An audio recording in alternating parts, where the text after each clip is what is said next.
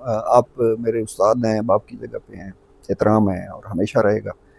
لیکن ایک بات مجھے کرنے دیں. آپ کا تجارتی بیک گراؤنڈ آپ کے والد صاحب کا میرے علم میں ہے. مجھے لگتا ہے کہ آپ نے تاجر پالیٹکس میں حصہ لیا شاید ریٹائرمنٹ کے بعد. اس میں مجھے یہ بھی یاد ہے کہ کچھ کنٹروورسیز، اب ظاہر ہے یہ جو ایک پریشر گروپس بنتے ہیں، یہ جو تاجران کے مختلف آرگنائزیشنز، کبھی کبھی مجھے لگتا تھا کہ کہاں وہ مقام ایکڈیمک شخصیت کا جس کے لاکھوں لوگ معترف ہیں، کتنی بڑی انٹلیکچوئل شخصیت ہیں، کتنے زندگی سے بھرپور، کہاں یہ چھوٹی سی ایک pocket pressure group type. Do you think کہ آپ کا اس تاجران کی پالیٹکس میں آنا was it a good decision? یہ ہمارے تاجروں میں سب سے بڑی کمی تعلیم کی ہے. میں حادثاتی طور پر اس میں انٹر ہوا. ہمارے ایک بڑے محترم تھے، بزرگ فوت ہو گئے، ان کے اولاد کی دکان تھی، اس دکان پہ قبضہ ہو گیا. مجھے نہیں پتا تھا، یقین کر. میں صبح گیا، پتہ لگا جی قبضہ ہو گیا ان پر، ان کو مار بھی پڑی ہے. میں نے کہا یار تکلیف ہوتی ہے. میں نے کہا یہ تو کل کو ہماری دکان پر قبضہ کر ٹھیک ہے، غنڈہ گردی ہے. ہاں جی، اس کے خلاف میں نے آواز اٹھائی. اس میں کوئی تنظیم نہیں تھی تاجروں کی. انہوں نے کہا جی آپ نے ہمیں لیڈ کرنا ہے، ریپرزینٹ کرنا ہے. میں نے کہا بھائی میں اس میں نہیں کر سکتا، میں اکیلا آدمی ہوں. اس وقت میری ذمہ داریاں دکان کی بھی تھی، میرے بیٹے کو بھی ساتھ چلتا تھا، میں اس کو گائیڈ کرتا تھا. نیچرلی بچہ چھوٹا تھا، لیکن میں نے کوئی عہدہ نہیں بنایا، انہوں نے کوئی تنظیم نہیں بنائی. بہرحال وہ کام میری سمجھ لیں حادثاتی طور پر وہ میں نے اس کو پھر نبھایا، پھر چھوڑ دیا. اب بھی میں اس میں میرے پاس کوئی عہدہ نہیں، صرف سرپرست مجھے بنایا ہوا ہے، میں اس میں سرپرست اعلیٰ ہوں، جو کچھ بھی ہوں، لیکن میں ان کو گائیڈ کر دیتا ہوں یہ بری بات ہے، یہ غلط بات ہے، یہ انتظامی تعاون کرو. لیکن اس پہ میں زیادہ میں نے کبھی سوچا ہی نہیں کبھی.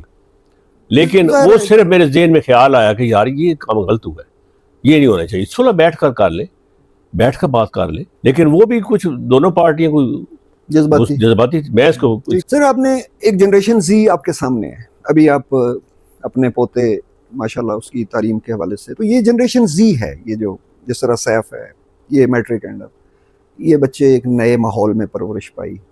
میں اپنے آپ کو اگلے دن بھی میں گفتگو میں کہہ رہا تھا کہ میں دونوں نسلوں سے میرا تعلق ہے، ان کے ساتھ بھی اور ایلڈرز جو آپ ہیں آپ کے ساتھ. آپ کا تعلق جو ہے وہ میں یہ نہیں کہہ سکتا کہ آپ کو ضعیف العمری میں ہے، ماشاءاللہ آپ تندرست، اللہ تعالیٰ آپ کو ہمیشہ سلامت رکھے.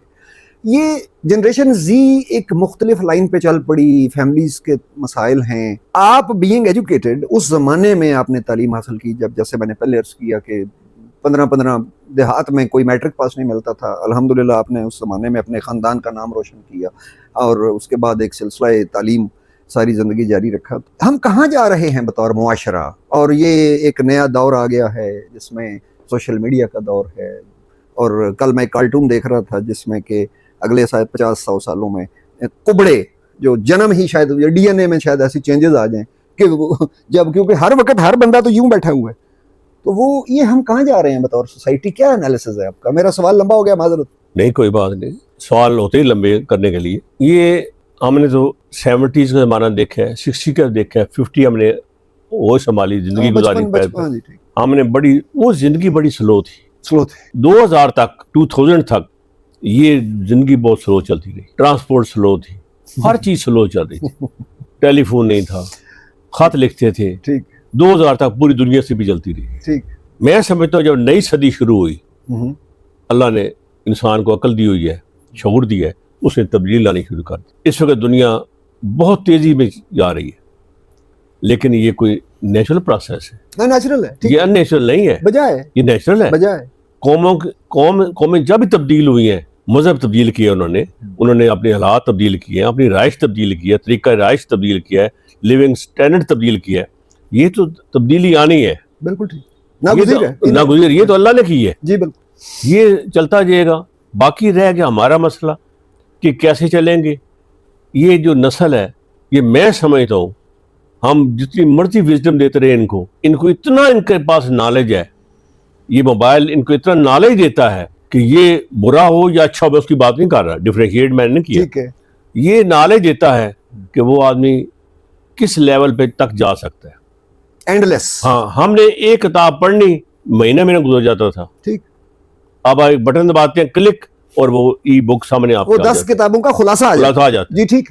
آپ کو مضمون لکھنا، میں وہ تقریریں کرتا تھا، اپنے زمانے اسکول میں ٹیچروں سے پیچھے جا کے تقریر لکھواتا تھا, 2 دن لگ جاتے مجھے. 2 ہفتے بھی لگ سکتے. اب چیٹ پہ آپ یہ بچے لکھ لیتے 2 منٹ میں 2 منٹ لکھ. بالکل. تو یہ نیچرل, میں اس کو نیچرل سمجھتا ہوں, میں اس کے خلاف نہیں. بجائے سر یہ آپ کی وزڈم ہے, باقی ہمارا کام ان کی نگرانی کرنا. ایگزیکٹلی.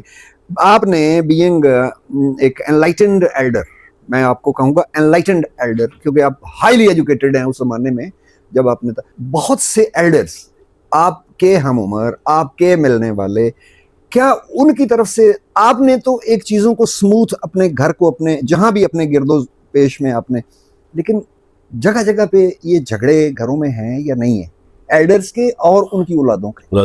لیکن نہیں, یہ اولاد جو ہے نا, یہ آپ اس زمانے کی اولاد, یہ جسے جنریشن زی آپ کہتے ہیں, میں بھی کہتا ہوں جی جی, یہ زی جنریشن جو ہے نا, یہ مار پیٹ کی قائل نہیں. ٹھیک. ان کو سمجھانے کے لیے صرف فکرہ کہنے کافی ہے. ٹھیک.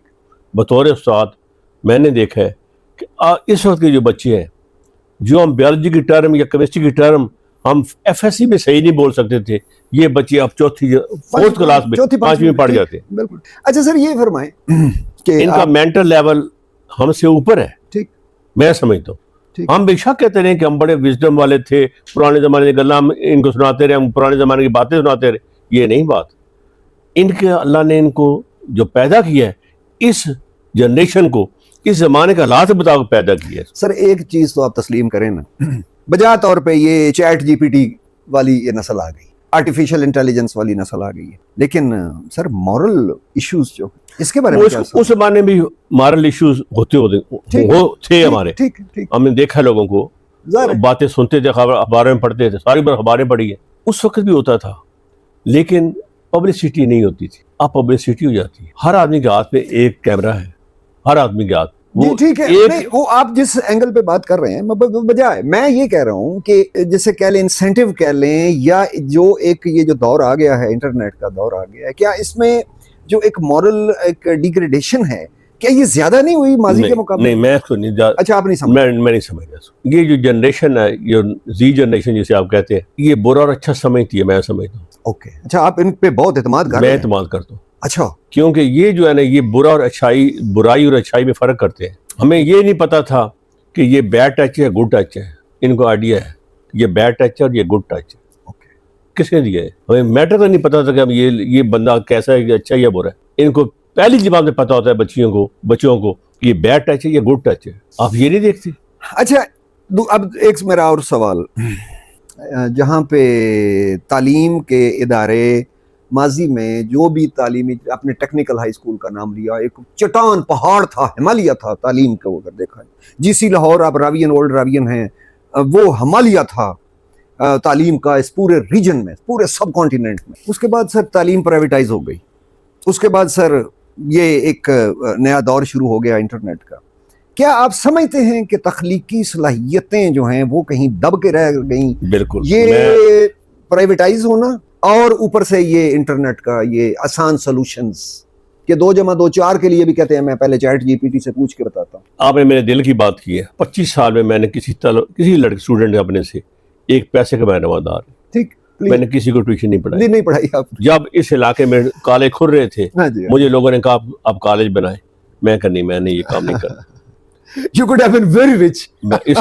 میں بڑا امیر ہو جاتا. پہلے اس وقت یہاں تصور ہی نہیں تھا. لیکن میں نے کہا نہیں, میں اس چیز کو, میں تعلیم کو بیچنا نہیں چاہتا. جہاں دین کو, میں تعلیم کو بیچنا دین کو بیچنے کے برابر سمجھتا ہوں. اس وقت جتنے بھی تعلیمی ادارے پرائیویٹ چل رہے ہیں, میں ان کے اس لیے خلاف ہوں. مجھے سرس کی بڑی آفر آئی ہیں بڑے اداروں سے.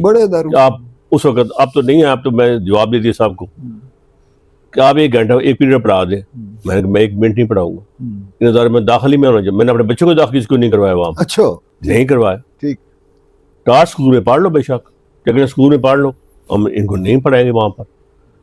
یہ جو تاجر ہے, میں ان کو تاجر کہوں گا کیونکہ غصہ لگے, یہ تاجر ہے. یہ پورے ملک میں یہ لاکھوں روپے لے کر یہ اپنی فرینچائز بیچتے ہیں. جیسا بیکری کی فرینچائز بک جاتی ہے, یہ کپڑوں کی فرینچائز, یہ تعلیمی بیکری ہے. میں اس کو تعلیمی بیکری سمجھتا ہوں. فرینچائز ہے, یہ پیسے دے اور تماشا دے, پیسہ پھینک کے تماشا دیکھے. نہیں, وہ میں تھوڑا سا میرا ایکسپیرینس. اور اس کا یہ تعلیم کا ڈیٹریشن جو ہوئی ہے, ہمارے انحطاط ہوا ہے, مثلا میں پریکٹیکل کرواتا تھا، بالکل یاد ہے مجھے، پریکٹیکل ہم کرواتے تھے لیب میں آپ باقاعدہ کار موڑ کے کرواتے تھے، ہم ہاتھ سے کرتے تھے پھر کرواتے تھے. بالکل سولوشن اس وقت حالت یہ ہے، کسی کالج میں دعوے سے کہتا ہوں پاکستان میں کسی کالج میں ایف ایس سی میں پریکٹیکل نہیں کروایا جاتا. Very unfortunate. سبجیکٹ رکھا ہوا ہے 30 نمبر کا، تم اس کے نمبر کس طرح دے دیتے ان کو جب پریکٹیکل پرفارم ہی نہیں کیے بچے نے.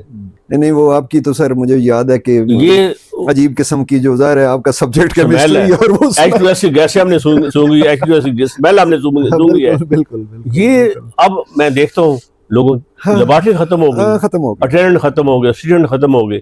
یہ سائنس بغیر ریسرچ بھی جب آپ کریں گے یہ بچوں کو تکلیف اس لیے، بچے سائنس سے بد دل ہو گئے ہیں، ان کی جو پریکٹیکل کی ٹیلنٹ ہونا چاہیے تھا وہ ختم ہو.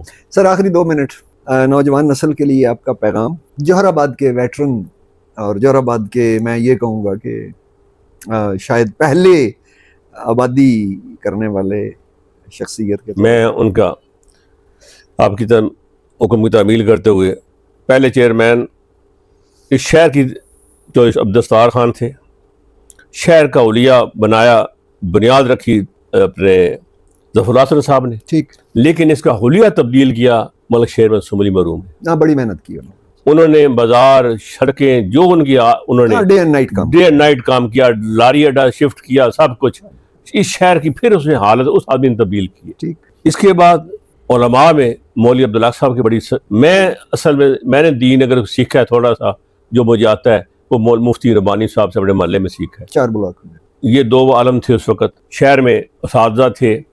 وکلاء میں اس وقت ملک گلباز خان جسٹس بعد میں ہائی کورٹ کے، ان کا بڑا نام تھا. جی. پراچا صاحب تھے، ان کا بیٹا میرے ساتھ پڑھتا تھا، ممتاز نام تھا اس کا، وہ بڑے وکیل تھے یہاں پر. اس کے بعد سید فیملی تھی، یہ ماریا واسطی کے والد صاحب تھے. جی وہ ٹھیک ہے، مقبول بخاری صاحب، میرا خیال ہے مقبول بخاری صاحب. جی جی. یہ ہمارا اس شہر میں بڑے لوگ پیدا ہوئے. میں حضرت ندیم پولیس کا ایک بڑا نام ہے، بڑا نام ہے، اس ٹیکنیکل اسکول کا پڑھا ہوا ہے. بریگیڈیئر آسن اس ٹیکنیکل اسکول کا پڑھا ہوا ہے. سرور شہید جو تھے یہ اسی ان کے بارے میں سردار غوث محمد صاحب یہیں کے رہنے والے تھے. اور آپ نے تمام یہ تاریخ جو ہے آنکھوں سے دیکھی ہے. میں نے اپنی آنکھوں سے سب دیکھا، میری آنکھوں سے سامنے فلم ہے، فلم بالکل. کیا مطلب خوبصورت وہ لوگ اب ڈاکٹر رشید باجا صاحب، جی وہ پہلے اس کا جوہر آباد کے پہلے ڈاکٹر تھے، MBBS ڈاکٹر.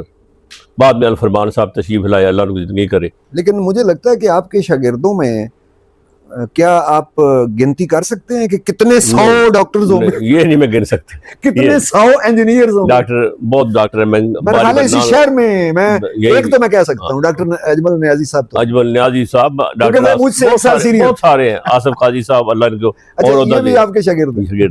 ڈاکٹر بشیر صاحب ہیں، ڈاکٹر اسد الرحمان ہیں، بہت سارے ہیں. مجھے نام ہی نہیں یاد ہے. وہ تو صرف انہی کے ہوں گے نا نام یاد جو یہاں موجود ہیں. اچھا، بہت. تو بڑا ایک اچھا آپ کا بہرحال زندگی اپنی رنگ کھیلی ہے، اچھی کھیلی ہے، باقی معاملہ اللہ پر ہے. لیکن میں نے اس شہر میں ایک کام اپنے والد سے جو سبق سیکھا تھا، کسی کے ساتھ زیادتی نہیں کی. اپنے بیٹے کو بھی یہ سکھایا، بیٹوں کو بھی سکھایا. ماشاءاللہ. میرا بیٹے کا آرمی میں جو خدمات سر انجام دے رہا ہے اس کو اللہ نے بڑا نوازا اس کو اللہ نے، اس کو بڑا اس وقت بھی بڑے سرٹیفکیٹ ملے ہیں، بڑا شاباش ملی ہے. ظاہر ذہین والد کے ذہین بیٹا. لیکن میں اسے کہتا ہوں ایک بات کہ غریب کا ساتھ دو، حق کا ساتھ دے دو. اس کے بعد کسی کے ساتھ زیادتی مت کرو، کسی کا چولہا مت بجاؤ، کسی کے ساتھ لین دین صاف رکھو. طلباء کے لیے اب نوجوان نسل کی سب سے بڑا پیغام یہ ہے کہ ایک صبر کیا کریں. صبر، محنت کیا کریں. محنت اور صبر سے آپ کو پھل ملنا. میں اس پہ بات ختم کروں گا. ٹھیک ہے جی. یہ اللہ تعالیٰ میں ان سب بچوں کو توفیق دے، ان کی زندگیاں کرے، ان کو والدین کو خوشیاں دکھائے. ناظرین، کاش کہ ہمارے سلاٹ کی گنجائش ہوتی تو پہروں تک چلتی، لیکن میں سر کے گھٹنوں کو ہاتھ لگا کے شکریہ ادا کروں گا. سر آپ کا بہت شکریہ. آپ میرے بہت اچھے ٹیلنٹڈ شاگرد ہیں.